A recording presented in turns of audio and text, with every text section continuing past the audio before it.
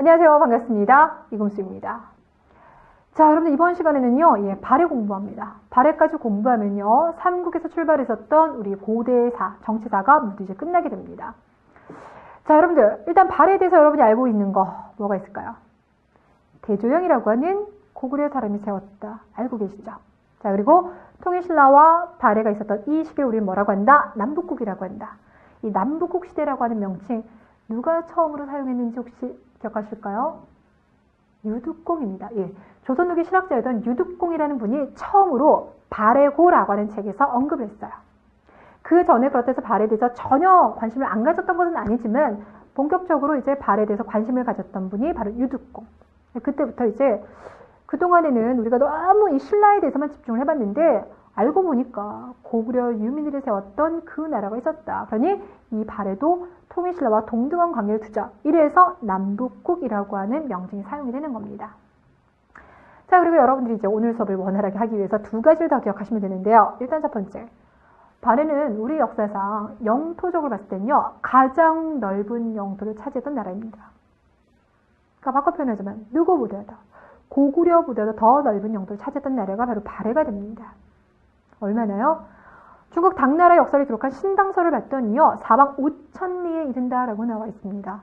그걸 이제 학자들이 막 계산을 해봤더니 영토가요, 그러니까 고구려 최고 전성기 영토의 1.5배에서 2배, 통일신라의 4배에서 5배 정도가 된다라고 합니다.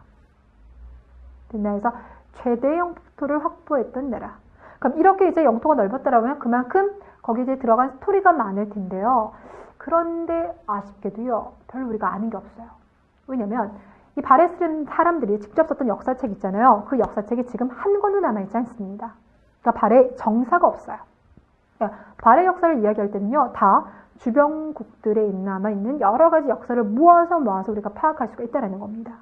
자, 그러다 보니까 230년이라는 긴 시간 동안 존재했던 나라지만 왕은 딱 4명에 대해서만 우리가 공부를 할 거예요. 자, 그래서 발해는요, 알려져 있는 게 그렇게 많지 않아서요, 나올 수 있는 내용이 뻔하고요. 실제로 문제들이 거의 반복적으로 나오고 있습니다. 그러니까 여러분께서 공부하다 보면 이거 예전에 중고등학교 다닐 때 어디서 들어본 것 같아요. 이런 생각들이 나실 거예요. 특별히 더 많이 추가되는 내용은요, 한 5% 이 정도밖에 안 되니까 예전 다 잊어버리신 거 아니죠? 예전 생각하시면서요, 따라와 주시기 바랍니다. 자, 일단 개요는 여러분들 여기서 간단하게 봐요. 우리가 이제 얘기를 할 때 발해는 고구려 부흥운동 30년간의 결과물이다라는 이야기를 하거든요. 실제로 여러분 고구려 언제 멸망했습니까? 주요 연도는 기억하시는 게 좋겠죠? 668년에 멸망을 했거든요. 그런데 여기다가 여러분 30년 더 해보세요. 얼마 나옵니까? 698년이 나옵니다. 이때 건국되었어요. 그러니까 30년간에 걸친 부흥운동의 결과로 건국되신 나라이고, 이때 고구려 유민들이 세우긴 했었지만 말갈족들과 같이 힘을 합쳐서 세운 나라이더라. 그래서 숫자적으로 보시면 말갈족이 훨씬 많습니다. 근데 여러분 그거 아세요? 여러분들이 지금 말갈, 우리가 지금까지 10강 넘게 공부하면서 처음 들어본 이 민족이죠. 그렇죠? 근데 이미 중간에 한번 언급한 적이 있습니다. 언제요? 언제 여러분들이 말갈을 공부했을까요? 바로 광개토대왕 시기가 되겠습니다. 광개토대왕 시기. 광개토대왕이 정복전쟁 들어갔었잖아요. 그래서 그때 동쪽으로는 동부여, 서쪽으로는 후연, 위쪽으로는 거란과 여진을 복속시켰다라고 얘기했었는데요. 그때 그 여진이요, 말갈이에요. 그러니까 이 말갈족을 불러주는 이름이 상당히 다양했다라는 거죠. 그래서 광개토대왕릉에 보시면요, 숙신, 음루, 그러다가 여진족이라고도 불리고요, 난주족이라도 불리는 거야. 그래서 이 여진족으로 불릴 때가요, 우리 고려 시대가 되겠는데요. 이때 그들이 세웠던 나라가 금나라가 되겠고요. 만주족이라고 불릴 때 그들이 나라를 세웠어요. 이게 바로 청나라. 이 청나라가요, 조선을 쳐들어옵니다. 이것이 바로 병자호란. 그러니까 우리의 역사와 관련돼서 상당히 많이 등장하게 되는 민족이 말갈족입니다. 자, 그러다가 언제 멸망했냐면요, 926년에 멸망을 했는데요. 이때 거란이 침략을 합니다. 그러니까 대략 230여 년의 역사가 되겠고 왕은 15명입니다. 근데 우리가 관심을 가지는 건 4명. 그 4명의 정치를 보자면요. 이런 식입니다. 자, 일단은 처음에 성장기의 모습을 보이고 있는 시기가 있겠죠. 이때가 시기적으로 본다면 언제냐면 8세기예요, 8세기. 그러니까 698년에 건국되었으니까 실제로는 700년에서부터 역사를 출발하죠. 그러니까 700년 때니까 8세기가 되겠고요. 이때 첫 번째, 두 번째, 세 번째 임금 때 발해가 성장하는데요. 첫 번째 임금이 대조영, 그를 고왕이라고 합니다. 대조영의 아들로서 두 번째 왕이 된 사람이 무왕이고요. 그 다음이 문왕. 고, 무, 문. 고, 무, 문 보이십니까? 조금 이따 수업하면서 제가 다시 한번 물어볼 테니까요. 고왕, 무왕, 문왕 순서 꼭 기억해 두시고요. 자, 특히나 이 문왕 시기 때요. 이 문왕이 좀 오래 사셨어요. 70 넘도록 사셨고요. 그의 통치 기간만 하더라도 57년입니다. 이 시기 동안 발해가 정말 많이 성장을 하긴 했는데요. 문제는 그가 죽고 난 다음에 발해가요. 갑자기 급속도로 뭔가 좀 흔들린 것 같아요. 왜 그런 얘기를 하냐면 발해 최고 전성기를 다시 찍고 있던 그 시점이 언제냐면요. 9세기 초거든요. 그러니까 8세기 말에서 9세기 초라고 하는 요 짧은 기간 동안요. 왕이 많이 바뀌었어요. 6명 바뀌었습니다. 되셨어요? 그래서 아주 혼란기를 살짝 겪었다가 다시 안정기를 가면서 최고 전성기. 그러니까 최고 전성기를 찍었다라고 하는 것은 최대 영토를 확보했다라는 거죠. 그렇죠? 이때가 바로 발해 10번째 임금인 선왕 시기가 됩니다. 됐나요? 고왕, 무왕, 문왕, 선왕 이렇게 4분 기억하시고요. 자, 그런데 선왕 이후에 나라가 혼란스럽더니 15번째 임금 때 갑작스럽게 후루룩 하고 이제 무너지게 돼요. 발해가 왜 이렇게 갑작스럽게 무너졌느냐에 대해서는요, 여전히 학계에서도요, 궁금해해요. 그래서 몇 년 전에는요, 백두산이 이 당시에 폭발을 하는 바람에 뭐 화산재도 날리고, 그래서 농사도 제대로 안 되고 이러면서 발해가 멸망한 것은 아닐까라는 이야기까지 나왔는데, 이걸 이제 분석을 해봤더니요, 백두산 멸망은 이제 그 다음에서 시점적으로 안 맞는 거야. 그래서 우리가 그냥 이제 추측해 볼 수 있는 건, 거란이 쓴 기록을 보니까 뭐라 하냐면, 당시 발해 사람들이 분열되어 있었나 봐요. 그래서 그들의 분열을 틈타서 싸우지 않고 멸망시켰다라는 기록이 남아 있습니다. 결국 뭔 겁니까? 또 내분인 겁니다. 그래서 앞서서 우리가 공부했었던 고조선도 내분이 일어나서 왕검성이 함락됐었거든요. 고구려 같은 경우도 내분으로 인해서 평양성 문 열어줬거든요. 여기도 마찬가지입니다. 그러니까 이제 이런 거 이제 꼭 시험에 나오는 건 당연히 아니지만, 그러니까 우리 안에서 단도리를 참 잘해야 되겠구나 이런 생각을 하게 되죠. 자, 일단 전체 흐름은 이렇습니다. 이와 관련돼서 우리가 크게 3가지를 공부합니다. 첫 번째, 항상 우리는 발해는 고구려와 관련돼 있다라고 하는데 그 증거 하나 이야기하고요. 두 번째, 왕들의 업적 나가면서 대외 관계까지 한번 가볼게요. 그리고 세 번째는요, 제도사를 공부합니다. 자, 이 중에서요, 출제 빈도수가요, 지금까지 봤을 때 가장 높은 게 바로 뭐냐면요, 발해가 고구려랑 관련 있어? 그 증거는 무엇인데? 이게 단독 주제로요. 일단 출제 빈도수가 제일 높습니다. 그래서 한 30-40% 정도가 되거든요. 네, 첫 번째 주목해 주세요. 자, 요즘은요. 여러분들 초등학교 아이들도 역사에 관심 많아요. 그래서 발해를 어떤 나라라고 생각해? 대조영이 세운 나라요? 아니면 더 똑똑한 친구들은 고구려 계승국가요? 이렇게 얘기를 하죠. 근데 여러분 이 질문은요. 똑같이 중국 가가지고요. 중국의 어린아이들한테 물어보잖아요. 그들도 그렇게 얘기합니다. 아니 이게 무슨 일인가를 봤더니 발해가 있었던 그 영토 있잖아요. 그 영토가요. 남쪽으로는 이제 우리 이거 너무 많이 했죠. 예, 대동강에서부터 원산만까지가 되겠고요. 서쪽 같은 경우는 노동지방 들어갑니다. 위쪽으로는 저기 흑룡강까지 가게 되고요. 연해주 들어갑니다. 그래서 영토가 이런 식이에요. 근데 봤더니 북한 땅인 거죠. 중국 땅인 거죠. 여기는 러시아 땅이에요. 당연히 북한은 우리 역사야라고 주장을 하고요. 중국 같은 경우는 말갈족도 많이 있고 영토가 지금 중국 땅이니까 중국 역사야. 러시아 같은 경우는 그냥 중국이랑 한국이 다 상관없는 말갈족의 독자적 역사가 아닐까? 뭐 그게 아니라면 둘 중에서 알아서 타협봐. 약간 이런 입장입니다. 되셨습니까? 자, 그러다 보니까 결국 우리가요. 독도가 우리 땅인 거 당연하죠. 당연하지만 그냥 당연해 라고만 얘기해서는 안 돼요. 이게 이론적으로 무장돼 있어야 돼요. 마찬가지로 발해가 우리 역사라고 하는 거 이론적으로 무장돼 있어야 됩니다. 자, 그렇기 때문에 이런 것들이요. 시험에서요. 최근에 이제 트렌드를 타고요. 많이 나오게 되죠. 그래서 여기서 가장 핵심적으로 파악해야 될 건 결국 증거가 되겠는데요. 증거는 한 5가지 정도 얘기할 수가 있어요. 첫 번째는 발해를 세운 사람들이 누구라고요? 대조영. 대조영은 고구려 유민들이다. 그렇죠. 그래서 이 유민들이 건국을 주도했고, 그래서 대조영 아버지였던 대걸중상, 대주영 이들이 건국을 주도했었고, 또 그리고 발해의 신문을 봤더니요, 그들이 바로 지배층을 구성하고 있었다는 거죠. 자, 여기서 잠깐만 잘 보세요. 발해 같은 경우는 민족이요, 한계 민족 아니라 했었죠. 말갈족 있었습니다. 그리고 숫자로 봤을 때는요, 말갈족이 훨씬 더 많이 있습니다. 그런데 지배층과 피지배층이라고 하는 이 신분으로 나눠봤을 때는요, 지배층에는 누가 훨씬 더 많이 있었냐? 고구려 사람들이 훨씬 더 많이 있었어요. 어떻게 아냐고요?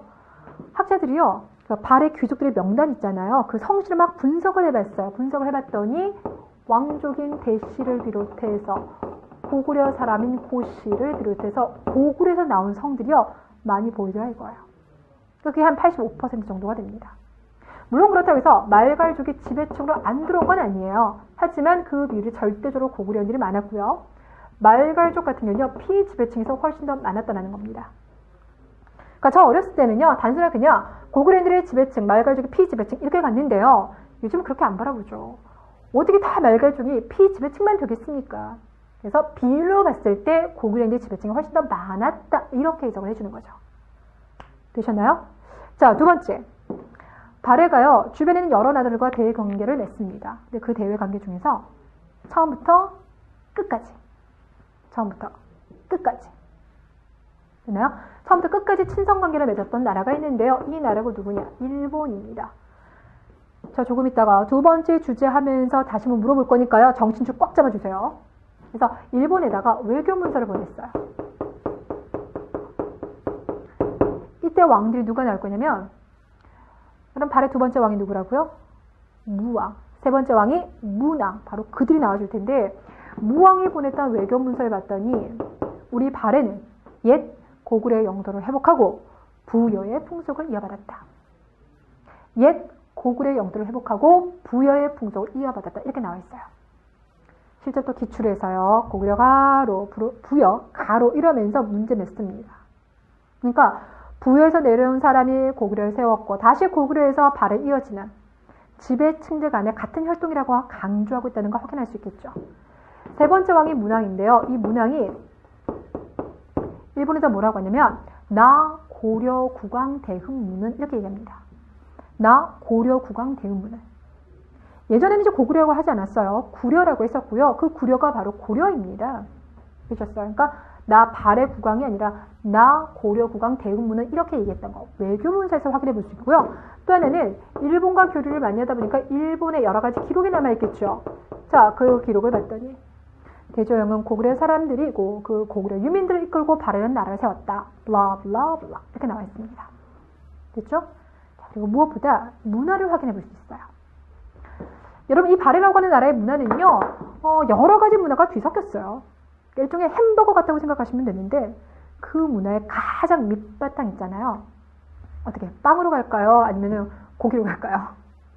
그래도 일단 빵은 있어야 되겠죠. 그래서 빵으로 간다면 그것이 바로 고구려 문화입니다. 고구려 문화를 밑바탕에 깔아주시고 여기에다가 말갈족의 문화와 당나라 문화 이런 것들이 믹스가 되면서 발해의 독특한 문화가 나오게 되는 거거든요. 자, 그래서 우리가 이들의 문화를 연구를 하게 되면 고구려 문화의 흔적들을 많이 볼 수가 있다는 거죠. 자, 그 대표적인 증거를 얘기할 때요, 고분입니다. 고분. 고대 국가에서는요, 지배층들 무덤 진짜 크게 만들죠. 웬만한 미니 산들만큼 이렇게 막 언덕배기처럼 크게 만들어 놓잖아요. 그래서 이런 고분을 만드는데 이들도 마찬가지로 고분을 만들었어요. 그런데 그 고분의 천장을 봤더니요, 모주림 천장이에요. 그러니까 이렇게 무덤 안에 큰 방이 있는데요. 그 천장을 줄여나가는 방식이요, 이런 식으로. 단면들을 보자면 이렇게 계단 줄여나갑니다. 이것을 바로 모주림 천장이라고 해요. 이렇게 모주림 천장 기법을 썼던 것이 바로 고구려입니다. 그러니까 그런 무덤을 본 적이 있는 사람 또는 그런 무덤을 만들어 본 적이 있는 사람들이 일로 갔다라는 이야기가 되는 거죠. 됐나요?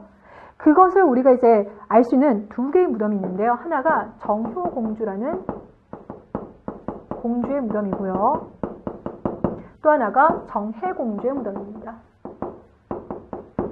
이 정혜공주 같은 경우는요, 문왕의 둘째 딸이에요. 정효공주가요, 문왕의 넷째 딸입니다. 아까 제가 이 문왕 같은 경우는 60년 가까이 통치하면서 발해 발달에 참 기여 많이 한다고 했죠. 근데 개인적으로 아픔이 되게 많아요. 예전에 이제 세종대왕 같은 경우도요, 자식을 일찍 잃는 걸 시작으로 해서 개인적인 아픔이 정말 많았거든요. 근데 문왕 같은 경우도 그렇습니다.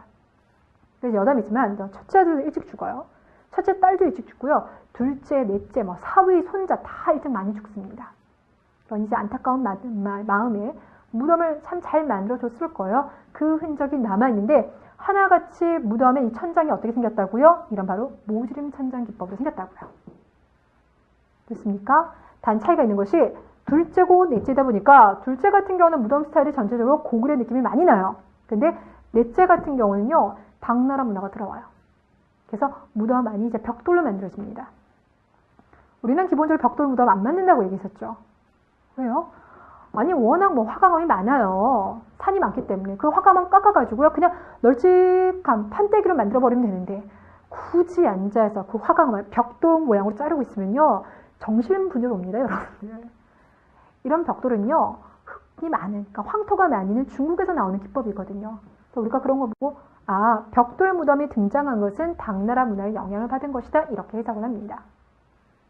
이해가시겠습니까? 나중에 우리가요, 이제 문화사 이야기를 할 때 발해를 별도로 다루긴 해야 되는데 발해 문화사가 별로 나오는 게 없어요. 그래서 그냥 여기서 한 번에 다 얘기를 할게요. 자, 여기에다 이제 추가할 게 뭐가 있냐면 공주들의 무덤을 봤더니 그 앞에 묘지석이 있더라 이겁니다. 묘지석. 그러니까 이 무덤의 주인이 누구이며 쭉 이야기가 쓰여져 있는 것이 바로 묘지석인데, 근데 봤더니 글빨이 좋더라 이거죠. 그러니까 나름 글을 참 잘 썼어요. 글을 잘 썼다는 것은 어떤 한문의 수준이 꽤 높았다라고 얘기할 수 있는 거고요.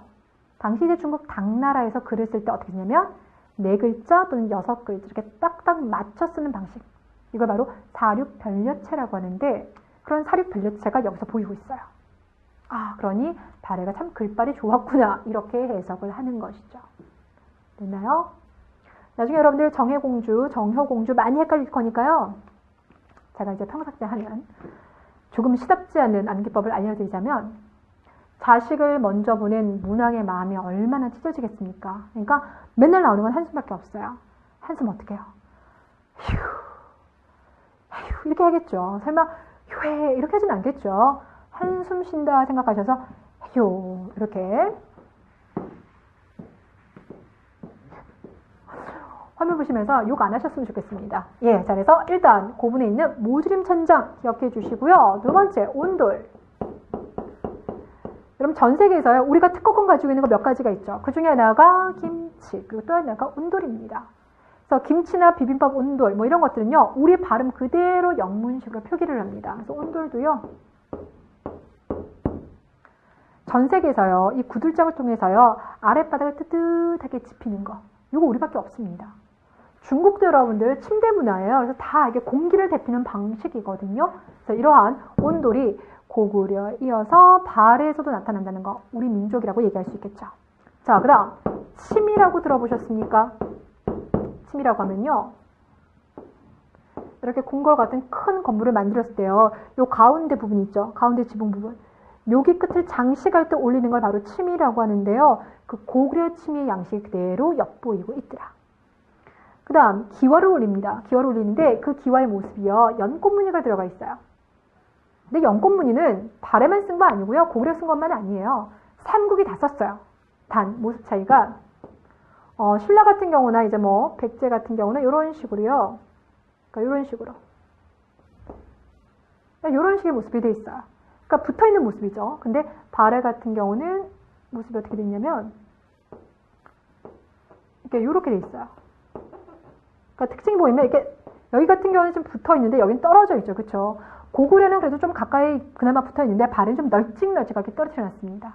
이런 식으로요, 연꽃잎들 이렇게 널찍널찍하게 떨어뜨려 놓은 거, 이런 양식을 통해서도 고구려 문화를 계승했구나, 이거 알 수 있고요. 또 하나가 이불병자상이에요. 이불병자상, 이게 뭘 것 같습니까, 여러분들? 불상, 예, 부처님 모습이에요. 근데 부처님이 한 분이 아니라 몇 분이 계신다? 2분이 계신다. 이게 바로 이불병자상. 근데 부처님의 옷 입고 있는 모습이라든지 손을 살짝 포개고 있는 이런 모습들이 또 고구려 스타일. 되셨습니까? 자, 그리고 마지막으로 발해가 멸망하고 난 다음에요. 발해에 있는 왕자, 대광현을 비롯해서 많은 귀족과 백성들이요. 어디로 내려오냐? 당시 밑에 이제 고려가 건국되는데 고려 땅으로 내려옵니다. 이때 내려온 사람이 한 5만여 명이 이른다고 하는데요. 같은 민족이라는 생각이 없었더라면 안 내려왔겠죠. 그렇죠? 잘못 내려왔다가요. 목숨 잃을 수도 있거든요. 자, 그런데 발해 왕자 대광현을 비롯해서 많은 사람들이 내려왔다는 것은 같은 민족이라는 생각을 가지고 있었다는 거고요. 왕건도요. 왜 오냐가 아니라 어서 와 라면서 받아들여줍니다. 그래서 이 발해 왕족 대씨가요. 지금도 우리 남아있어요. 대씨로 남아있는 건 아니고 태씨로 남아있습니다. 예, 태 이렇게 다시는 그런 성씨를 가지고 계신 분들은요. 발에서 그 뿌리가 시작됐다. 단, 여담. 태진아 씨는 예명입니다. 예, 그건 아니라는 거. 자, 그 다음에 여러분들 이 증거 들어갈 수 있을까요? 네, 이때 여러분들이 문제에서 반드시 조심하셔야 되는 그런 것들인데 바로 뭐냐? 발해가요. 삼성육부제를 실시했어요. 요거 절대 보시면 안 됩니다. 그다음 발해는요. 말갈족이요. 고구려인들보다 더 많아요. 많이 있어요. 이것도 안 돼요. 왜냐면 말갈족의 숫자가 더 많다는 것은 이 말갈족의 후예가 지금 중국에 들어가 있잖아요. 그러니까 중국에게 유리한 거고요. 삼성육부라고 하는 것도 중국 당나라 제도이거든요. 그러니까 중국에게 유리한 근거가 됩니다. 알겠어요? 그러니까 우리 측에 내세울 수 있는 증거는 안 된다는 거고요. 자, 또 하나가 주작대로가 있습니다. 주작대로라고 하면 말 그대로 넓은 길을 말합니다. 어디 있냐면 왕궁에 있는데요. 여기서 이렇게 왕궁이 있죠. 그걸 둘러싸고 있는 이제 외성이 이렇게 있습니다. 그리고 이게 쭉 이어지는 남쪽에 넓은 대로 있죠. 이런 거 이제 주작대로라고 불러줘요. 근데 그 폭이 얼마나 넓으냐? 저희 광화문 사거리 있잖아요. 거기 가보시면요. 세종대왕과 이순신 장군상 딱 있거든요. 교보문고에서 세종문화회관을 건너갈 때 있잖아요. 이 보폭. 요 폭이요. 자동차 8개 차선 정도가 될 겁니다. 이게 100m가 넘습니다. 그러니까 이런 식으로 넓은 대로를 만드는 게 주작대로인데 이건 중국 장안에서 나타나고 있어요. 네, 중국 수도 장안에서 나타나고 있는 모습이어서 이런 걸 가지고 우리가 고구려의 영향을 받았다라고 얘기하지 않습니다. 자, 그러니까 이런 건 증거로 내시면 안 되는 거고요. 하나만 더. 발해 같은 경우는요. 처음부터 거의 끝까지 뭘 쓰냐면요. 독자적으로 연호를 써요. 자, 여러분들 우리 오랜만에 연호 이야기 나오죠? 얘기 한번 해주십시오. 독자적인 연호를 처음 썼던 왕이 누구입니까? 광개도 대왕입니다. Forever happy 하면서 영락이라는 연호를 썼다고 했죠. 그리고 또 언제 배웠었습니까? 신라에서요. 버풍왕 때 건원이라고 있었고요. 진흥왕 때 개국, 나라를 새로 열겠다 이렇게 썼었죠. 그리고는 통일신라에서는 중대하대에서 연호 이야기 안 했죠. 됐어요? 근데 갑자기 또 연호가 등장을 했습니다. 그러니까 바꿔 표현하자면 발해 같은 경우는 여기 있는 당나라잖아요. 당나라가 동아시아를 중심적으로 이끌어가는 정말 강대국이었거든요. 근데 그들의 눈치를 안 보고 당당하게 독자적인 연호를 썼다는 거예요. 있나요? 여러분은 그 독자적인 연호도요. 암기하셔야 돼요. 네 분 모두 다 암기를 하셔야 되는데요. 이 독자적인 연호를 썼던 거. 이거는 여기 증거는 안 돼요. 이렇게 생각해 보세요. A와 B라는 아이가 있습니다. 근데 걔네가 싸웠대요. 그래서 서로 사이가 안 좋아요. 그렇다고 해서 A가 내 친구입니까? 또는 B가 내 친구입니까? 그럴 수도 있지만 아닐 수도 있는 거예요. 자, 그러니까 이들이 독자적인 연호를 씀으로 인해서 당나라의 지방 정권이 아니라는 건 확실하게 얘기할 수 있겠으나 그렇다고 해서 고구려를 계승했다는 증거가 되는 건 아니라는 겁니다. 이해되시겠죠? 오케이. 자, 이제 여러분들 요 네 가지 증거다가 이제 거기 또 발해 유민들이 고려 내려갔던 동족의식까지 합쳐가지고요. 5가지 증거 확실하게 기억하실 수가 있겠습니다. 예, 있을 거라고 믿겠습니다.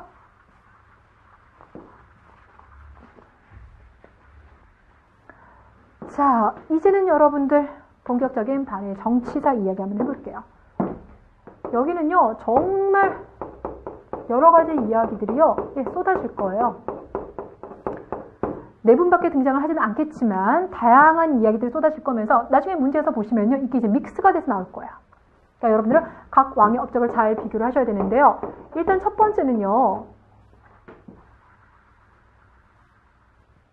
첫 번째는 뭐부터 가냐면요, 이 왕들의요, 실명까지 기억하셔야 돼요.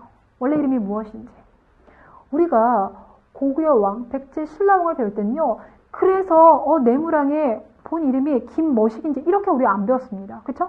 근데 발해 같은 경우는요, 실제 문제에서 그렇게 출토가 됐어요. 일단 고왕은 누구라고요? 대조영이라고요. 갑시다.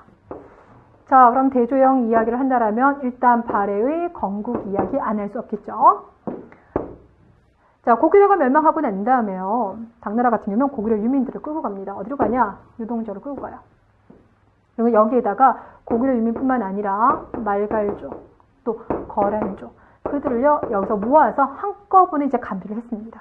여기가 바로 영주 지방이 되겠는데요. 문제는 이 지역을 관리하고 있었던 당나라 관리가 너무 가혹하게 통치하는 거예요. 먹을 거 똑바로 안 주는 것은 물론이거니와 너무나 심하게 부역에 동원하고 그렇습니다.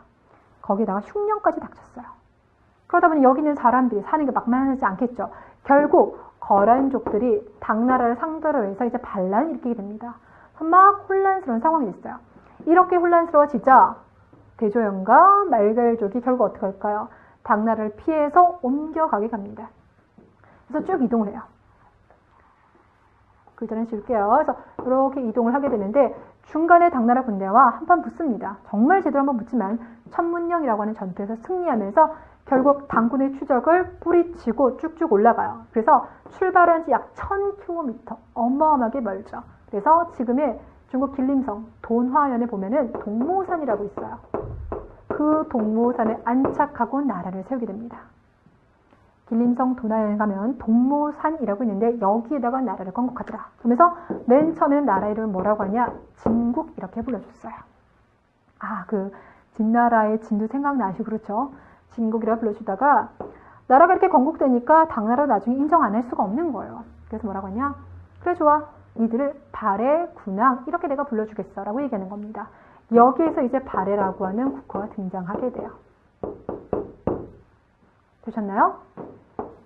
자, 본격적인 발전은요. 그의 아들 무왕 대무예이거든요. 그에게서부터 살펴보도록 합시다. 그런데 잠깐만요. 제가요 앞서서 그 무열왕 이런 거 이제 설명하면서 뭐라고 했냐면 이게 왕의 그 명칭 있잖아요. 왕으로 불려줄 때는 우리가 중국에서 그 한자의 영향을 받아서 시호 이런 걸 사용합니다라고 얘기했던 거 기억나십니까? 그래서 여러분께서 한자만 잘 분석해 보시면 그 왕이 어떤 특징을 보였는지를 여러분께 대충 추측해 보실 수가 있어요. 무슨 말이냐? 여기 지금 무자 보이고 있죠? 무자 보이고 있죠? 이 공통적인 무자가 뭐냐면 힘쓸 무자입니다. 그러니까 이걸 딱 보니까 아, 이 시기 때는 발해가 영토를 좀 확장했구나 이렇게 이해할 수가 있다는 거예요. 그래서 당시 발해 같은 경우는요. 조금 옆으로 갈게요. 위쪽으로 영토를 넓혀갑니다. 그래서 북만주 일대를 장악하고 위로 뻗어가게 되는데 문제는 말갈이 7개의 말갈로 이루어져 있거든요. 근데 그 중에서 흑수말갈 같은 경우는요. 발해 복속되기를 거부하는 거예요. 그래서 계속 대립하고 있었어요. 자, 그러면서 발해가 북만주 차지하면서 올라오자 흑수말갈이 당혹했겠죠. 그러면서 누구에게 도움을 요청하냐면 당나라에게 도움을 요청하는 거야. 결국 당나라 그래서 그래 도와줄까 이렇게 돼요. 이 소식을 들은 무왕이 되게 화가 난 거예요. 그래서 그의 동생을 보내가지고 야 흑수말갈 쳐. 흑수말갈 쳐 라고 했는데 그 동생이 보기에 지금 상황에서 흑수말갈을 공격한다는 건 당나라와 적대시되는 건데 이게 결코 두 번째 임금 상황에서 좋은 상황이 아닐 거라 생각하는 거죠. 그래서 동생이 당나라를 망명을 해버렸어요. 결국 그 이제 발해 무왕의 동생의 귀호 문제를 둘러싸고 두 나라 간의 관계가 상당히 껄끄러졌습니다. 이렇게 관계가 껄끄러지는 상황에 발해 무왕이 선제 공격을 해요. 장문휴라고 하는 장군을 보내서 장문휴를 보냈는데 싼둥반도를 공격하고요. 여기 가면 등주라는 지역이 있거든요. 등주 자사를 죽여버립니다. 결국 이로 인해서 당나라 뿔 좀 났겠죠. 그래서 이 당나라 같은 경우는요. 전통적으로 그러니까 주변에 있었던 이민족을 관리할 때 어떤 방식이냐면요. 이민족 간의 갈등을 통해서 그들을 견제하려고 했습니다. 발해는 고구려 시작됐고 신라는 삼국을 통일했으니 당연히 이들 간의 관계가 그렇게 좋을 리가 없겠죠. 자, 그래서 당나라는 신라와 손을 잡고 뭐하냐? 군대를 파견합니다.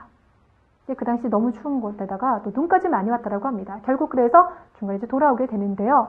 이런 식으로 하다 보니까 이 무왕 시기 때 같은 경우는 당나라와도 사이가 안 좋은 데다가 누구랑도 안 좋더라? 신라와도 사이가 별로 안 좋은 상황인 거죠. 그럼 여러분 이거 더 심해지면요. 사면초가로 갈 수 있어요. 절대 국가는 이런 위기 상황에 만들어주면 안 되겠죠. 그래서 발해가 눈을 딱 돌려보니까 어떤 나라가 보입니까? 바로 일본입니다. 그래서 제가 말씀드렸던 발해가 처음부터 친선관계를 맺는 나라가 있다고 했죠? 이것이 바로 일본이고요. 일본 같은 경우는요, 발에서 가려면 배 타고 가야 돼요. 한 반년 걸립니다. 가다가 목숨을 잃을 수도 있는데요. 나라 망하는 그때까지 참 긴밀하게 교류를 하게 됩니다. 자, 그리고요, 위쪽으로 또 누가 있냐면 돌궐이 있습니다. 그래서 당나라 견제를 위해서 돌궐과도 연합하더라. 자, 그랬는데 이런 대립구도 계속할 수 없겠죠. 세 번째 왕이었던 문왕시기. 문왕의 본명이 뭐냐면 대흠무입니다. 이 시기 가면 외교 관계에서 큰 변화가 오는데요. 이것이 바로 뭐냐? 친선외교.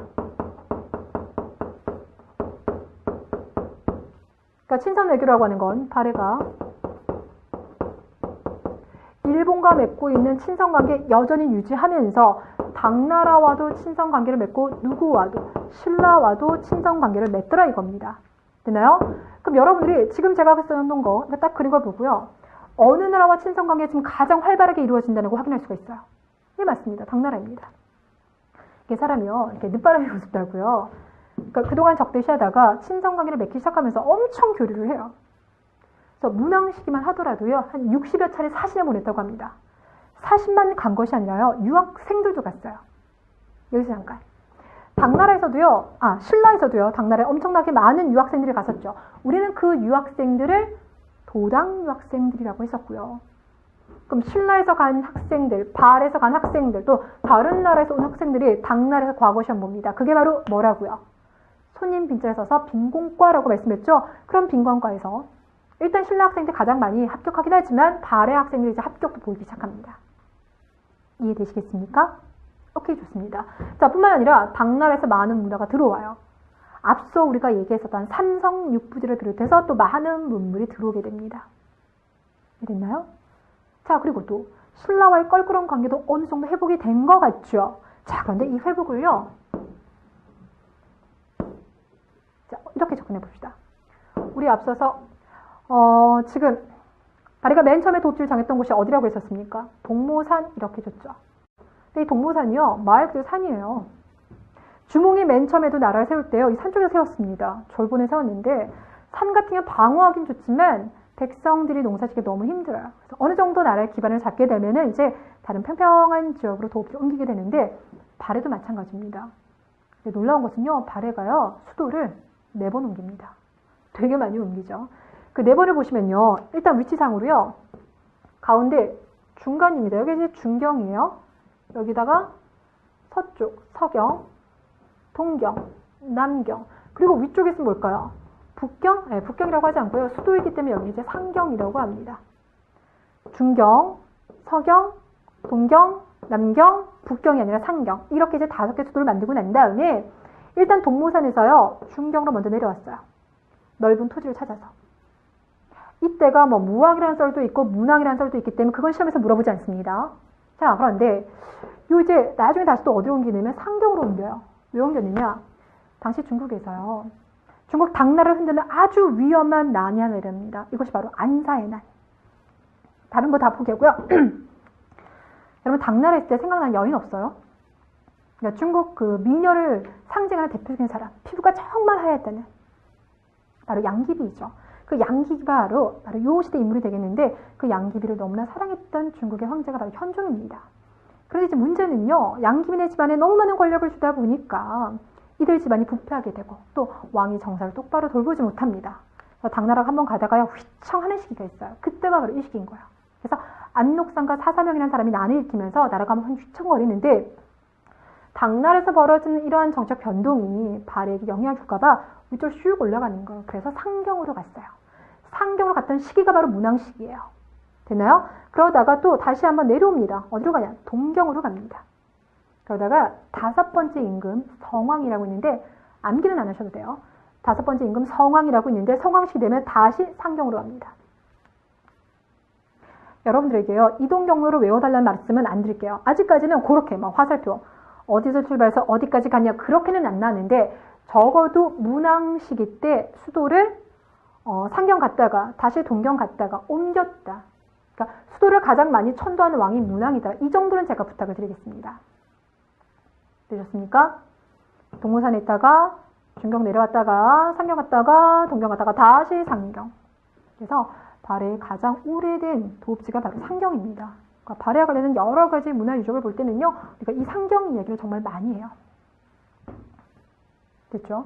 자, 그래서 발해가 주변 국가들과 교역을 할 때는요, 여기서 이제 출발을 하게 되는데, 그럼 신라와는 어떤 식으로 교역을 했냐면, 상경에서부터요, 동쪽으로 내려옵니다. 동경. 남쪽으로 내려옵니다. 그리고는 경주로 이어지는 길이 있었어요. 이 길이 바로 뭐냐면 신라도입니다. 참고로 말씀드리면요, 일본 같은 경우는요, 상경에서 와가지고요, 동경 갑니다. 그리고 어떻게 하냐? 이렇게 바닷길을 이용하는 거예요. 기출문제에서 뭐가 있었냐면요, 일본 가는데요, 서경 이용합니다. 아니죠. 서경은 여기 있거든요. 일본을 갈 때는 동경에서부터 출발해야 되겠죠. 이런 문제가 나왔어요. 그러니까 이동 순서까지는 아직은 아니지만 적어도 발해의 5개 수도가 어디 있었는지 동서남북 방향 감각은 익혀두셔야 된다는 거예요. 되셨습니까? 그래서 이 길을 통해서요, 사신도 서로 교류를 했다라고 합니다. 그래서 주변 국가들과 친선 관계를 맺게 되었습니다. 확인해 볼 수가 있는 거죠. 자, 그리고 이제 최고의 전성기였던 선왕 시기. 선왕은 대인수입니다. 최고 전성기를 누렸다고 하는 것은 일단 첫 번째, 영토가 그렇죠. 최대가 되었다는 소리. 최대가 되어서 영토를 확인을 해봤더니 제가 예전에 수업을 하면서 이런 말씀 드렸어요. 요동지역 있죠. 그 요동지역을 마지막 차지했었던 나라가 누구라고요? 발해라고요. 됐습니까? 근데 요동반도 전체는 아니고요. 이런 식으로 차지했다고 우리가 지금은 이제 알고 있는데 위로 가서 흑룡강, 연해주, 그리고 대동강에서 원산만 이 일대를 차지했던 것이 바로 선왕이 되겠고, 이렇게 넓어진 나라를 통치하기 위해서는 지방제도 정비해야 되겠죠. 그래서 나오는 게 오경. 앞서 오경 나왔죠. 15부, 62주. 이게 정비됐던 시기이기도 하고요. 이렇게 넓었기 때문에 당나라에서요, 발을 가지고 뭐라고 하냐면 바다 건너 동쪽에 있는 아주 융성한 나라이다 라고 해서 해동성국이라고 불려졌습니다. 됐나요? 그런데 이러했던 아주 대단히 강했었던 이 발해가 뭐로 인해서, 내분으로 인해서 결국 거란족 침입받아서 멸망하더라, 이렇게 되죠. 자, 멸망하고 난 다음에 일부 세력들은 고구려로 내려오고요. 일부 세력들은 남아있습니다. 남아있으면서 발해를 다시 재건하려고 해요. 그래서 후발해, 정왕국, 흑요국, 후발해, 정왕국, 흑요국, 흑요국. 제가 지금 강의를 너무 많이 하다 보니까 지금 발음이 좀 꼬이죠. 흑요국, 이런 나라들을 건립하는 게 바로 요 시기가 됩니다. 나중에 발해가 멸망하고 난 다음에 이 땅에 그런 나라들을 건국한대요. 되셨나요? 오케이, 좋습니다. 자, 이렇게 해서 여러분들 정치 변동을 봤는데요. 그런데 여러분, 이 정치 변동을 여기서 끝내면 안 돼요. 뭘 가야 되냐? 대외 관계와 연결시켜서 여러분들 보셔야 돼요. 대외 관계. 여러분, 지금 여기요, 무왕 때 하나 보이죠? 문왕 때 보이죠? 요거 지금 잘 보시고요. 제가 하는 질문에 답해 주세요. 발해는요, 처음부터 당나라와 교류를 맺었다. 맞습니까? 틀립니까? 틀리죠. 무왕 때는 싸움 좀 했다니까요. 썬둥반도 공격하면서요, 등주 자살을 죽였었어요. 그러다가 문왕 시기 때부터 친선 관계를 맺게 되는 겁니다. 이름에서도 알 수 있는 거죠. 됐나요? 일본 같은 경우는요, 처음부터 끝까지 친선 관계를 맺었다. 맞습니까? 예, 맞습니다. 처음부터 끝까지. 신라와는요, 끝까지 적대 관계를 맺었다. 아니죠. 무왕 시기 때는 적대 관계였으나 문왕 시기 때는 어디를 이용해서? 신라도를 이용해서 교류하였다. 그러다 보니까요, 신라와의 관계는요, 적대적이기도 하고 친선 관계를 맺기도 하고, 그래서 서로 사신을 보내기도 하고요. 대조영이 사신을 보내자 또 신라에서는요, 대조영에게 오관등을 합니다. 대하창이라 해서 오관등을 부여하기도 하고요. 근데 막 경쟁을 할 때는요, 당나라 있잖아요. 당나라 가가지고 보성산압계 서로 사신들끼리 서로 이제 윗자리에 앉겠다고, 막 발해 사신이 우리가 신라 사신보다 더 윗자리에 앉아야 됩니다, 뭐 이런 걸 요구하다가 거절되는 사건도 벌어지고요. 빈곤과 합격해서 그 순위를 둘러싸고 경쟁하기도 합니다. 결국 이제 같은 민족이다 보니까요, 친밀하기도 하고 적대적이기도 하고 양면적인 모습이 동시에 나타납니다. 이렇게 해석할 수가 있는 거죠. 됐나요? 자, 하나만 더 가겠습니다. 우리가 지금 이제 발의 역사에 대해서 쭉 이야기를 했었는데요. 제가 앞서서 맨 먼저 무슨 이야기를 했냐면 발의 같은 경우는 처음부터 끝까지 거의 뭘 씁니다. 독자적인 연호를 씁니다. 라고 얘기를 했어요. 독자적인 연호. 자, 그래서 고왕 때의 독자적인 연호가 바로 뭐냐면 천통이에요. 고왕 때가 천통이고요. 무왕 때의 독자적인 연호가 인안입니다. 그리고 문왕 시기 때가요. 대흠, 건흠. 되셨어요? 그러니까 독자적인 연호를 쓸 수 있을 만큼 왕권이 강력했었다라고 해석을 하고요. 또 하나, 이럴 때 보면요. 이제 황상이라는 표현도 나와줘요. 황상. 거기다가 아버지가 죽으면 큰아들에게 왕위를 계승시켜줬죠. 적자 계승제도 가능합니다. 그러니까 전체적으로 이런 것들이 무엇을 상징하고 있다? 강력한 왕권을 상징하고 있다. 우리가 이렇게 해석을 합니다. 자, 그렇다면 이제 발해에서요. 마지막 이야기 한번 해볼까요?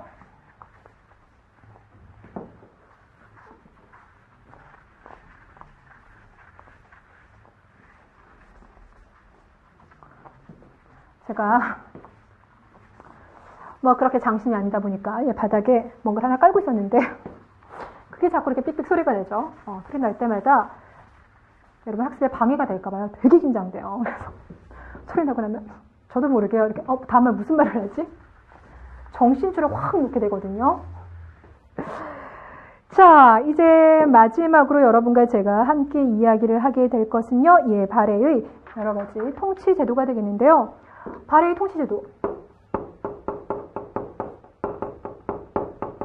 여기도요. 세 가지 봅니다. 일단 첫 번째, 중앙정치 조직이 어땠는지. 두 번째, 지방행정을 어떻게 짰는지. 마지막 세 번째, 군사조직을 봅니다.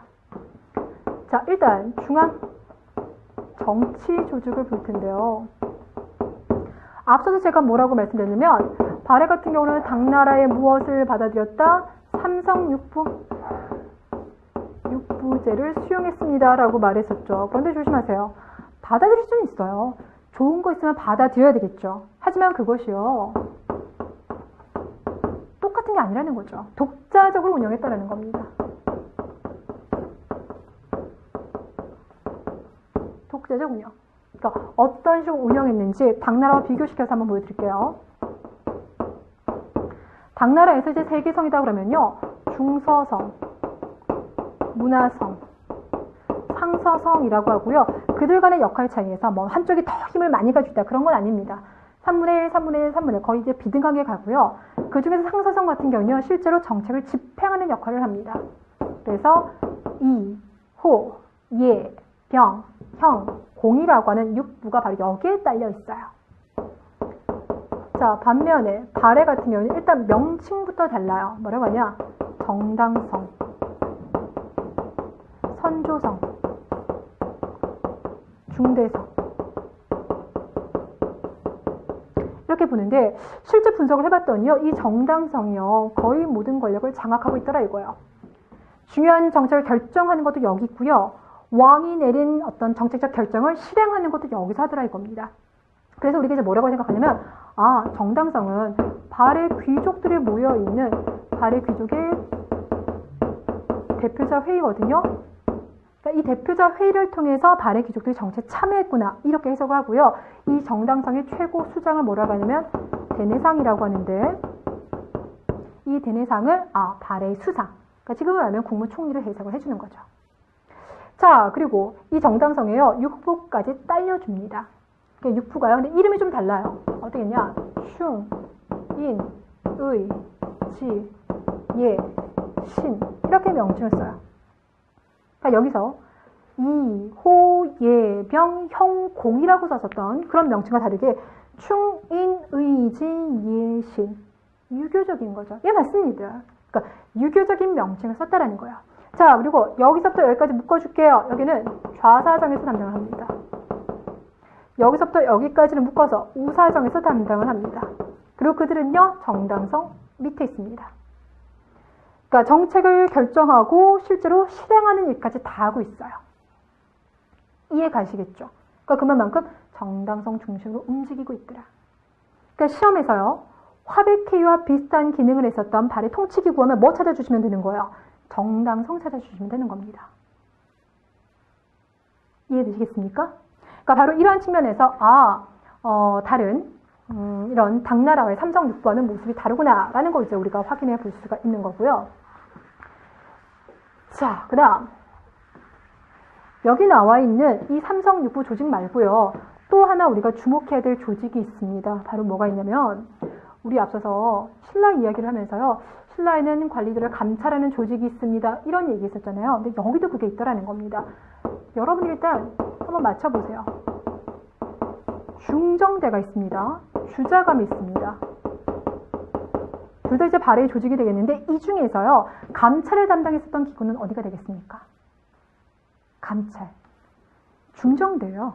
왜냐면 이 정자가요. 발의 정자이거든요. 그러니까 관리가 바르게 여러 가지 수행할 수 있는지 그거 감독하는 기관이라는 겁니다. 그래서 감찰 기관이 되겠고요.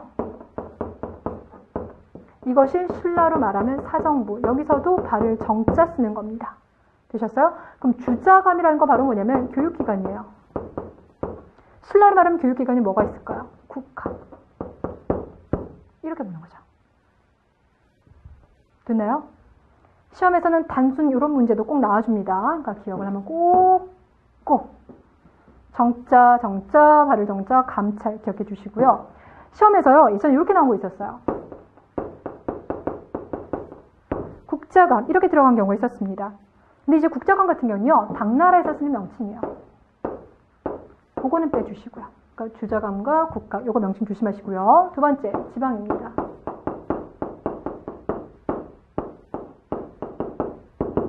일단 발해는 수도를 모두 몇 개? 5개로 두었습니다. 그리고 전국을 15개의 부로 나눴고요. 그 밑에 다시 62개의 주로 나눴고 맨 밑으로 가면 촌이 있었습니다. 5경 15부 62주. 5경 15부 62주라고 하는데요. 그러니까 이 15부 중에서 가장 핵심적인 지역 5개를 뽑아서 그것이 바로 이제 5경이 되는 거예요. 그럼 이게 우리로 말하면요. 전라도, 경상도, 도에 해당하는 개념이 되겠고 신라로 말하면 이게 구주가 되는 거예요. 구주. 그럼 그 구주에는 지방장관을 보내는데 그 지방장관을 뭐라고 불러줬습니까? 총관. 또는 나중에는 도독이라고 바뀐다 그랬죠? 예. 도독이 여기를 통치하는 거예요. 되셨어요. 자, 그리고 하나 주의할 게 바로 뭐냐면 이 62주에도요. 지방관리를 보내는데 촌 같은 경우는 지방관리를 안 보내요. 그래서 신라고 말갈이고요. 발해고요. 가장 최하 지방 단위에는 지방관리를 보내지 않는다. 왜냐고요? 아직까지는 지방관리를 보낼 수 있는 정도의 총치력이 안 된다는 거예요. 그러니까 면 단위까지 보낼 수 있는 정도가 되기 위해서는 조선 시대가 되어야 된다는 거고요. 자, 그렇다면 여기는 누가 통치할까요? 피지배층의 대다수는 말갈인들이었다 했었죠? 그래서 발갈족들이 자치적으로 통치합니다. 이렇게 얘기를 합니다. 자, 마지막 세 번째로 얘기할 수 있는 건요. 군사조직이에요. 군사조직을 접근할 때 항상 어떻게 접근을 해달라? 중앙군대, 지방군대로 나눠달라 했죠. 근데 발해 같은 경우는요. 기록이 별로 남아있지 않다 보니까 지방군대의 명칭이 뭔지 모르겠어요. 그런데 중앙군대의 명칭은 확실합니다. 이것이 바로 10위입니다. 단 10위에 대해서 나머지 알려진 게 그렇게 많지는 않아요. 자, 여러분 시험 문제 나올 만한 거리는 없으니까 중앙군대를 10위라고 하는구나 이 정도를 기억하시면 됩니다. 자, 무엇보다 여러분들 발해의 중앙 통치 제도를 보기 위해서는 명칭 자체가 여러분들이 좀 많이 익숙해져야 되겠죠. 그렇죠? 중경대, 주자감, 그 다음에 10위 이런 것들. 자, 이렇게 해서 여러분들 우리가 준비했었던 고대 시기 정치사를요. 모두 7시간에 걸쳐서 쭉 진행을 해봤어요. 정치 이야기 어떻게 잘 따라오셨습니까? 다음 시간부터 연속 4시간 동안요. 사회, 경제, 이제 문화 파트 들어갑니다. 정치와는 또 다른 역사가 펼쳐질 터니까요. 기대하시고요. 복습해주세요. 다음 시간에 새로운 모습으로 찾아뵙겠습니다. 수고 많으셨습니다.